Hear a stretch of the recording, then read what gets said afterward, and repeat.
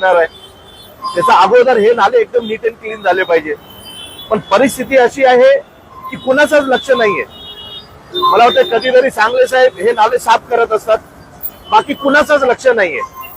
पण तुम्हाला हे लक्ष असलं पाहिजे की चांदिवली विधानसभेमध्ये साकीनाका मेट्रोच्या खाली जो हा नाला आहे हे किती त्रासदायक आहे, लोकांना याची किती प्रॉब्लेम आहे, परंतु कुणी लक्षात येत नाही.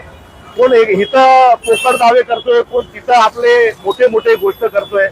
फक्त मूर्ख बनवायचं काम चांदिवलीमध्ये चालू आहे.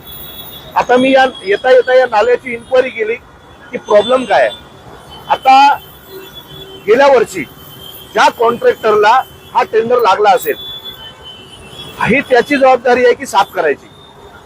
परंतु आता परिस्थिती अशी आहे की त्या कॉन्ट्रॅक्टरला केलेल्या ब्लॅकलिस्ट, SWD डिपार्टमेंटनी त्याला केलेल्या ब्लॅकलिस्ट. आता अधिकारी सांगतायत